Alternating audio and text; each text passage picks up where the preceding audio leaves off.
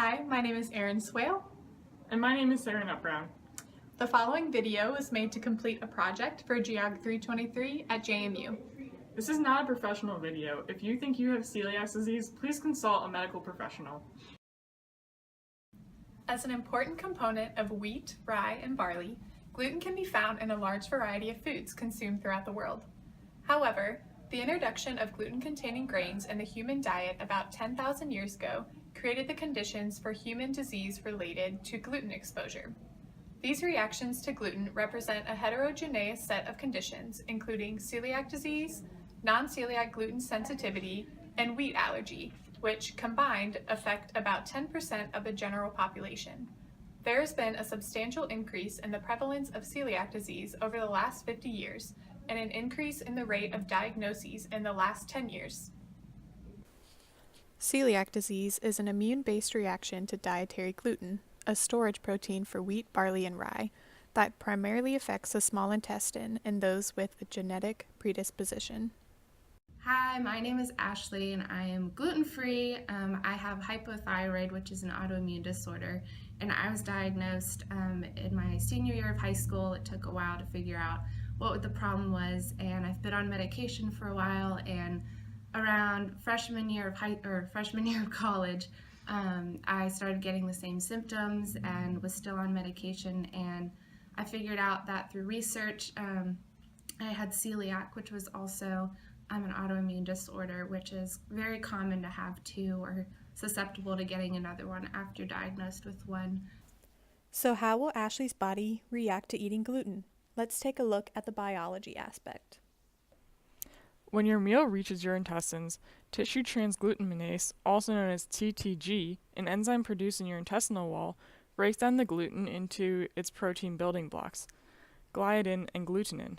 As these proteins make their way through your digestive system, your immune system, and your gut, the gut-associated lymph node tissue, also known as GALT, reviews them for potentially harmful substances. In people who have no issues with gluten, the proteins are absorbed.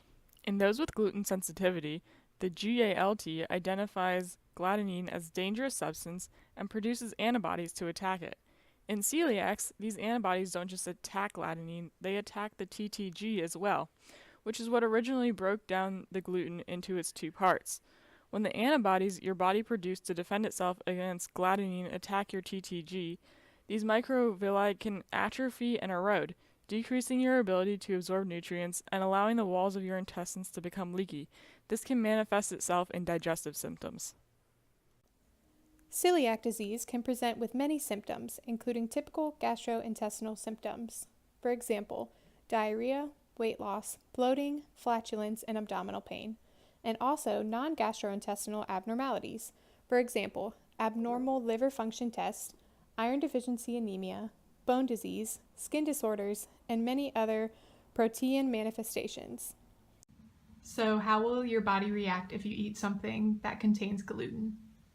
My main symptom is hives, and at first we thought it was just a wheat sensitivity or allergy just because my skin mainly reacted to it. But now, since I've been gluten-free for almost 3 or 4 years, if I were to eat gluten now, I think my stomach would have some issues just because it's not used to trying to digest gluten in that way. Celiac disease is usually detected by serologic testing for celiac-specific antibodies. The diagnosis is confirmed by biopsies. Both serology and biopsy should be performed on a gluten-containing diet, which requires significant patient education, motivation, and follow-up. Living with celiac requires a lifestyle change. Let's see what changes Ashley has had to make in her life. What is the biggest change in your eating habits since? Well, first when I went gluten-free, I was here at JMU. It was halfway through freshman year, so I was still eating on campus and had a meal plan, so it was just kind of learning what the different places had to offer, and just learning what gluten was and what contained gluten and what didn't, and I just kind of had to readjust and learn what to eat and what was good for me in that sense. Was it difficult, and how difficult was the transition for you? The transition wasn't too difficult. My symptoms were horrible, and I just wanted them to stop. And if eating gluten-free had them stop, then I would do it. So it wasn't too hard.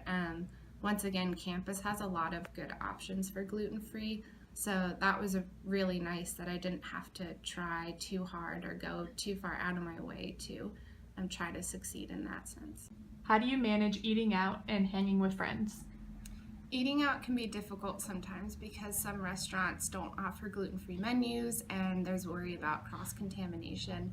But whenever friends want to go out, I just kind of tag along to wherever. I don't want them to go out of their way to find a place just for me, and I want them to be able to go wherever they want to be able to eat. So I like to find different things, salads. A lot of places offer fries and just different things that I can snack on, which is fine. So I try not to let it get in the way, but a lot of places are making progress in how much they do offer with gluten-free menus, and just being more aware of that today. The prevalence of celiac disease is increasing worldwide, and many patients with celiac disease remain undiagnosed, highlighting the need for improved strategies in the future for optimal detection of patients. Do you think you may have celiac disease?